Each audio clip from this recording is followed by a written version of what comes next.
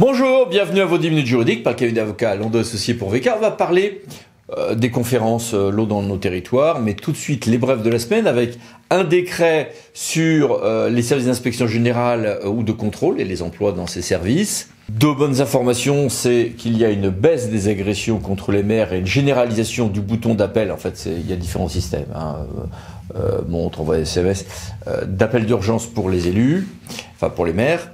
Et puis, publication des deux lois, on en avait parlé, puisque la semaine dernière, on a signalé que le Conseil constitutionnel avait validé ces textes. Les voici, loi ordinaire, loi organique au journal officiel, sur le mode de scrutin, donc deux listes avec parité, mais quelques ajustements, pour les communes de moins de 1000 habitants. Mais pour ces communes de moins de 1000 habitants, toujours pas de fléchage entre communes et communautés. Et puis, merci à l'Observatoire de la SMAC qui a identifié un très intéressant jugement au tribunal correctionnel de Grasse qui rappelle l'importance stratégique des PCS ou PIX pour tout ce qui est sécurisation de votre responsabilité pénale, en l'occurrence dans une affaire d'inondation mortelle dans une maison de retraite. Et puis les associations d'élus se sont à peu près toutes regroupées pour demander une nouvelle modification du régime de la prise illégale d'intérêt. Vous vous en souvenez, il y a eu une réforme de la prise illégale d'intérêt en 2021. La Cour de cassation ensuite dit, sauf que votre nouveau texte, il ne change rien, il est même pas plus doux que l'ancien, ce qui était vrai. Puis il y a eu le rapport Vigouroux, maintenant, les élus disent, attendez, non, il faut quand même qu'on ne sanctionne que les gens réellement coupables dans cette infraction.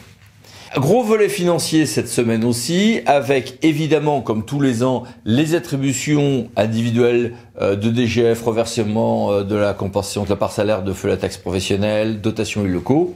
Vos notifications individuelles, on en avait parlé ici, vous les avez eues il y a quasiment 3 semaines. Non, un peu plus que ça, un mois. Mais ce qui compte, en cas notamment de contentieux, c'est la notification là qui a été faite au JO pour d'éventuels recours. Et en même temps, on a eu un décret avec beaucoup d'ajustements sur plein de dotations, des ajustements assez mineurs, sur les modes de calcul de ces dotations. Changement aussi du seuil d'aide pour les SATES ou ATESAT, donc dans l'aide technique départementale quand elle ne prend pas la forme d'un établissement public à télé. Et puis, autre texte, mais cette fois-ci note de la DGCL, vous trouverez ça sur le site de la DGCL, sur les dispositifs de lissage conjoncturel des recettes fiscales des collectivités, le fameux DILICO, avec une petite note, avec des tas de formules mathématiques, c'est super.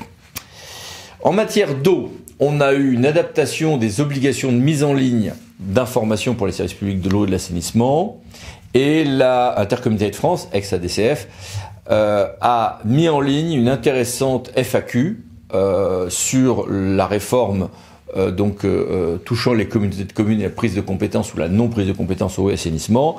Je vous rappelle que la DGCL avait mis sa propre FAQ, notre cabinet a également mis en ligne un certain nombre de choses.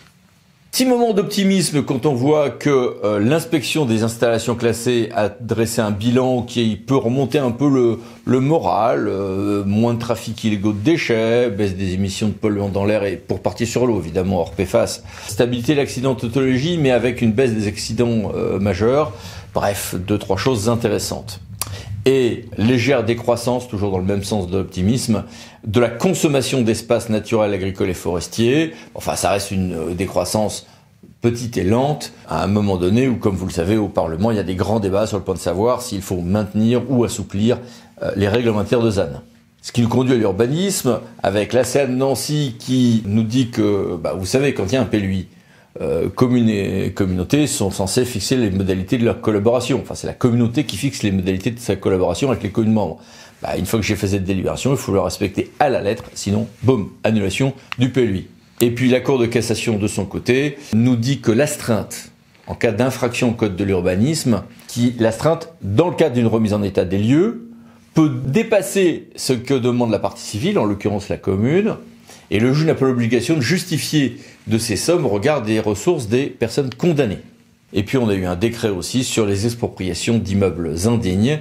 Voici ici les références de ce texte. Finissons avant les mini-brèves avec un volet contrat. Un membre, alors ça c'est la mini-mare du jour, un membre de la CAO a cru que, en tant que membre de la CAO, du coup il pouvait faire un référé précontractuelle, évidemment que non, Terre d'Orléans. Et puis une autre décision, un jugement du TER de la Nouvelle-Calédonie, intéressante, cette décision, sur les résiliations de contrats de DSP, en l'occurrence, pour motif d'intérêt général, et financièrement, économiquement, ça ne tient plus. Et puis, les acheteurs publics de l'AAP ont diffusé un livre blanc très intéressant. Vous pouvez voir ça sur leur site associatif, voici ici les références. On en parlera la semaine prochaine. Et puis les mini-brèves avec 2-3 choses assez amusantes d'ailleurs, que voici ici. Et que voici là. Mais passons à notre grand dossier, lancement des conférences l'eau dans nos territoires.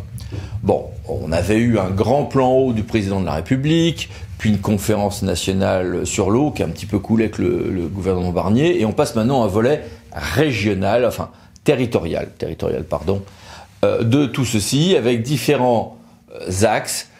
Allez, je vous ai tout mis à l'écran, n'hésitez pas à mettre sur pause. Posons tout de suite des questions à celui qui connaît tout ceci par cœur et qui aura un rôle important à jouer dans ces futures étapes, qui est M. Jean Launay, en tant que président du Comité national de l'eau. Bonjour Monsieur le Président. Bonjour. Première question, après le grand plan eau, la conférence nationale, place maintenant à ces conférences l'eau dans nos territoires. Est-ce que c'est une valse hésitation, un pas en avant, un pas en arrière, ou une démarche continue? Moi, je me préfère, par nature étant optimiste, voir la continuité de l'action publique et me réjouir de voir le sujet de l'eau en haut de l'agenda politique. Mais effectivement, sur la cohérence, en tout cas, j'y veillerai au suivi des processus qui touchent à l'eau.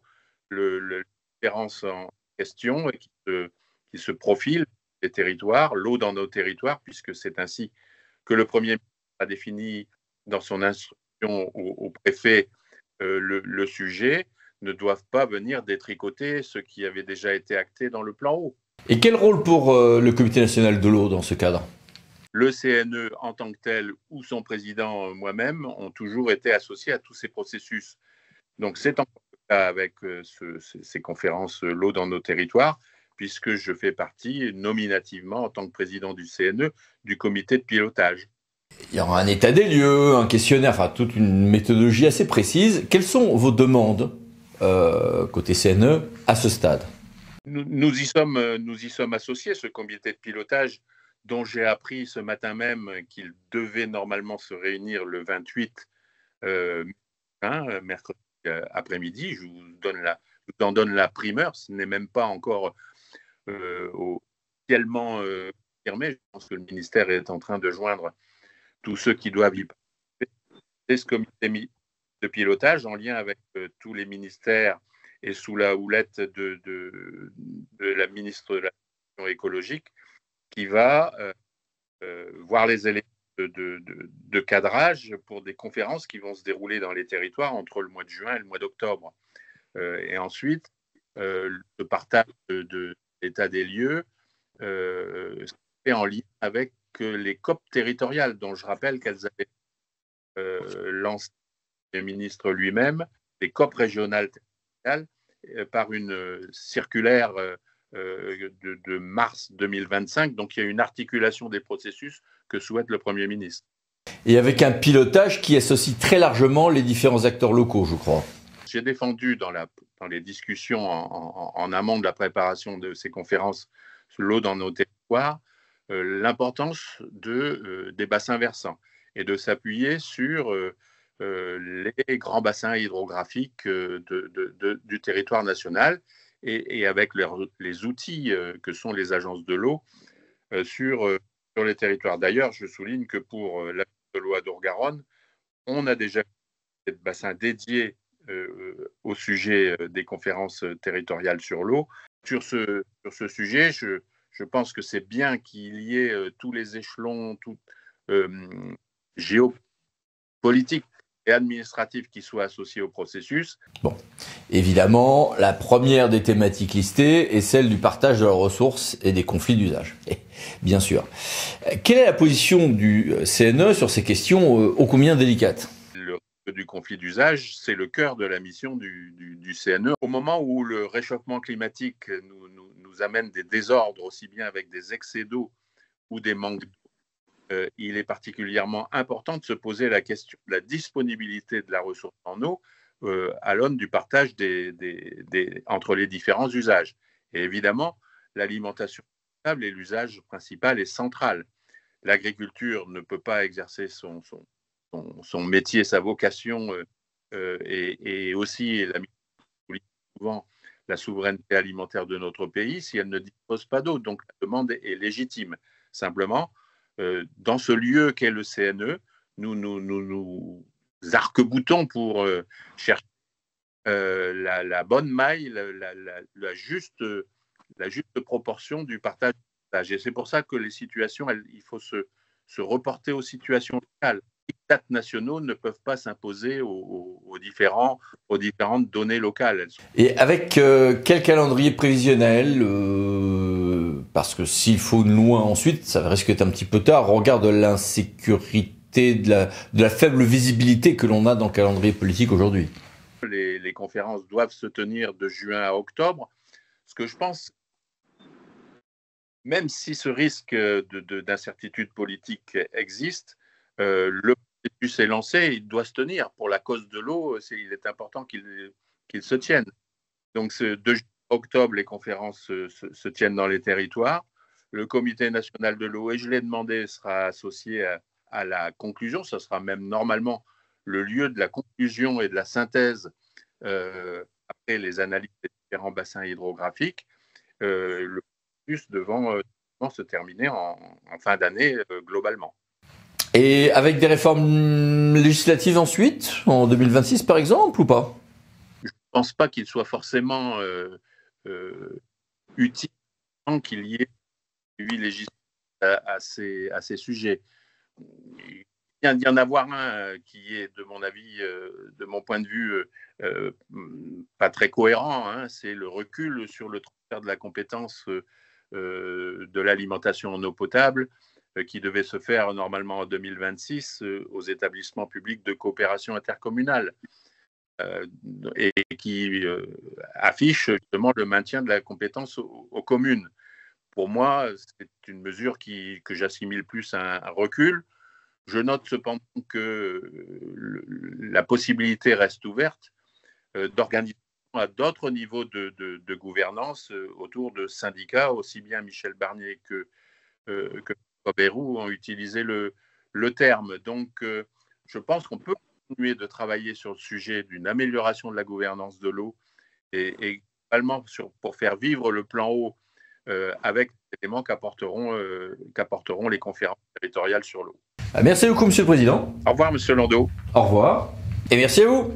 À bientôt pour une nouvelle vidéo, les 10 minutes juridiques, parlant d'associés pour VK. Pensez à vous abonner par là. Merci, au revoir.